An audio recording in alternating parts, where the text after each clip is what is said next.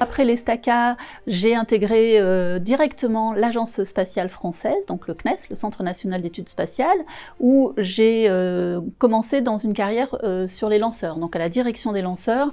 Et là, j'ai eu la chance de travailler sur Ariane 5. Ensuite, j'ai basculé ma carrière au bout de 15 ans, plutôt cette fois-ci en communication, où là, j'étais en charge de la communication interne du CNES, pour ensuite me diriger vers un nouveau projet qui s'appelle Connect by CNES, qui est un projet d'accompagnement des acteurs non spatiaux pour l'usage du spatial. Donc en l'occurrence, comment le spatial peut aider dans l'environnement, dans la santé, dans la mobilité.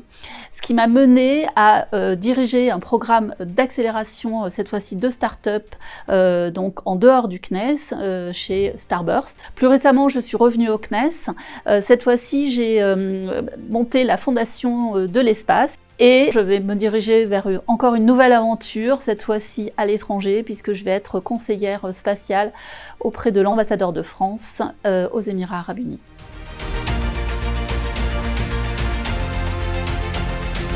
C'était un tout petit bâtiment, donc il n'y avait qu'une seule promotion, on était par contre 150, donc c'était 150 en première année.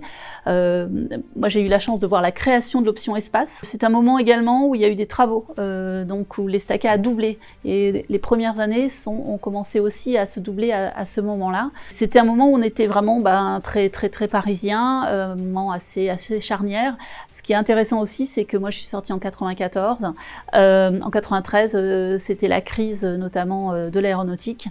Donc moi quand j'ai intégré l'ESTACA, on m'a dit vous inquiétez pas, il y aura du travail pour tout le monde, 10 postes par ingénieur, et j'ai quitté. C'était un petit peu plus compliqué que ça, mais bon, moi j'ai eu la chance d'intégrer tout de suite l'employeur qui me plaisait à l'époque.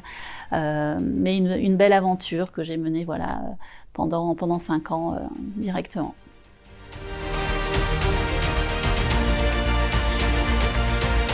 Moi, ma meilleure anecdote, ça reste quand même le bizutage à l'ESTACA, qui était quand même très bon enfant, mais quand même assez poignant, assez, émouvant, qui a permis qu'on ait une vraie identité de promotion, malgré le fait qu'on était peu de filles, on n'était qu'une dizaine à l'époque. Et une autre anecdote, ça reste quelque chose aussi de très émouvant, c'était l'inauguration des nouveaux bâtiments, puisque l'ESTACA a doublé de volume à ce moment-là. Et là, j'étais très fière de présenter mon école à mes parents qui ont pu visiter l'ensemble des installations de l'ESTACA.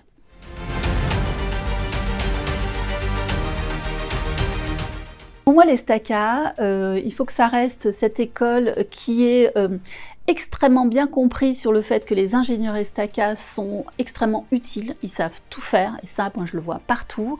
Le fait qu'il y ait plusieurs filières, je trouve ça vraiment extrêmement intéressant. Il faut peut-être s'arrêter là.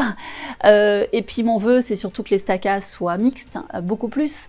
Moi je me bats pour la visibilité des femmes du spatial, parce que je pense que justement on en manque tous les jours dans le quotidien. Moi je dis ça même dans le spatial, on manque de femmes à la tête des entreprises, on en manque également dans les boards pour prendre des bonnes directions, des bonnes décisions.